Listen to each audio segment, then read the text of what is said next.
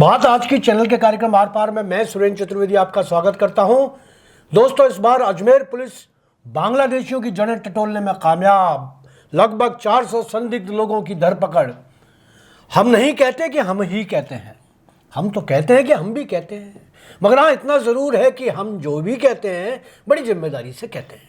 यही वजह है कि उसका असर होता है। यह बात आज इसलिए कह रहा हूं कि अजमेर की जिम्मेदार पुलिस ने फिर एक बार शहर में अवैध रूप से रह रहे बांग्लादेशी नागरिकों और रोहिंग्याओं को की धमाकेदार पकड़ दकड़ की है। लगभग 450 या 400 संदिग्ध लोगों को पूछताछ के लिए हिरासत में लिया गया है।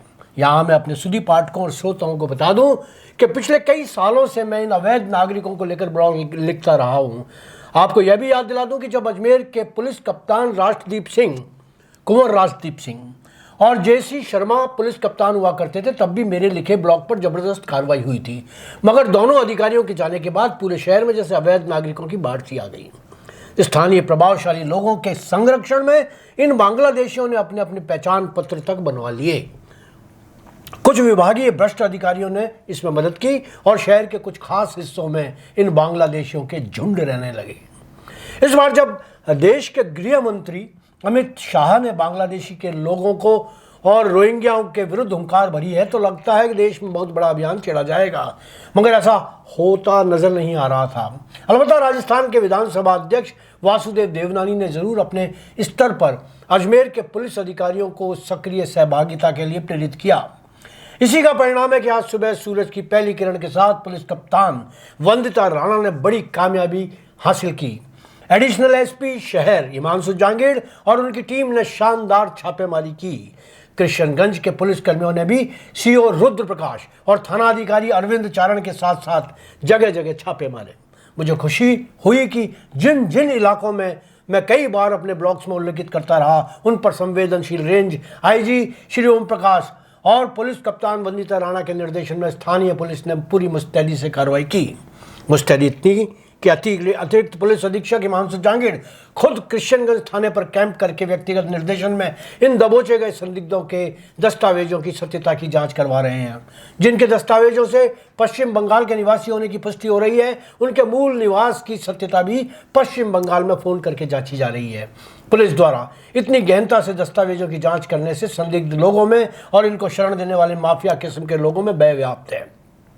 जनता कॉलोनी, शिव सागर कॉलोनी, चौधरी कॉलोनी जैसे पास इलाकों में कच्चे पक्के मकानों में रह रहे बांग्लादेशियों को पकड़ा गया। पकड़े गए संदिग्ध बांग्लादेशी है या नहीं, ये तो पुलिस पूछताछ में ही पता चलेगा, पर मैं ये जरूर कह सकता हूँ कि जहाँ जहाँ भी ये संदिग्ध निवास कर रहे हैं वो ठिकाने जरूर संदिग्ध हैं। आपको बता दूँ कि ये मकान अवैध रूप से बने हुए हैं। नाले पर और सरकारी भूमि पर बिना कोई नक्शा स्वीकृति के अतिक्रमण कर कच्चे मकान झोंपड़ी बनाकर भूमाफियाओं द्वारा इनसे सरकारी भूमि पर शरण लेने का किराया तक वसूला जाता है। एक मकान में तो 100 लोगों को किराए पर रखा जा रहा है। जिन मकानों में ये लोग रह रहे हैं वो इतने जर्जर हैं कि कभी भी ढह सकते हैं और भारी जनहानि की पूरी संभावना है। अब जब पुलिस ने इन्हें संदिग्ध मानते हुए दबोच लिया है, तो जिला प्रशासन को भी चाहिए कि वो इन अवैध निर्माणों को ध्वस्त करने की कार्रवाई करे। विधानसभा अध्यक्ष देवनानी जो इस विषय पर अति गंभीर बने हुए हैं, उन्हें भी प्रशासन को निर्देशित करना चाहिए कि इन लोगों की और इनके ठिकानों की गहनता से जांच की जाए और इन अवैध निर्माणों पर बुलडोजर कार्रवाई की शुरुआत हो। ऐसा करने से इन संदिग्ध लोगों के हौसले तो पस्त होंगे ही, साथ ही जो भूमाफिया किस्म के लोग इन अवैध निर्माणों में इन्हें रखकर अपने लोकल संबंधों का हवाला देकर इनकी सुरक्षा की गारंटी दे रहे हैं और सुरक्षा की गारंटी के नाम पर मोटा किराया वसूल रहे हैं, उनके भी होश ठिकाने आ जाएंगे। इधर दरगाह थाना क्षेत्र से लगभग 2 दर्जन से अधिक संदिग्ध दबोचे गए हैं। इनमें 5 से 7 लोगों के तो बांग्लादेशी होने की पुष्टि भी हो चुकी है। यहाँ मैं फिर से बता दूं कि अजमेर के लगभग सभी टेंट हाउस में बांग्लादेश के युवक युवतियाँ काम कर रही हैं। यहाँ यही हाल पोल्ट्री फार्म्स का भी है। 2000 से ज़्यादा मजदूर अजमेर में बांग्लादेश के हैं। दरगाह क्षेत्र के प्रभावशाली लोगों के घर पर भी ये बांग्लादेशी बड़ी संख्या में नौकरी कर रहे हैं। कुछ लोगों ने तो बांग्लादेशी युवतियों को निजी सेवाओं का साधन बना रखा है। मछली पकड़ने के लिए तालाबों में आपको बांग्लादेशी शिकारी मिल जाएंगे। मेरा अजमेर, ब्यावर, भीलवाड़ा, केकड़ी, किशनगढ़, विजयनगर और अन्य शहरों के नागरिकों से आग्रह है कि वे अपने आसपास नजर आने वाले संदिग्ध लोगों की जानकारी स्थानीय पुलिस को दें। आप चाहें तो ये जानकारी बात आज के चैनल को भी दे सकते हैं। धन्यवाद। आज इतना ही।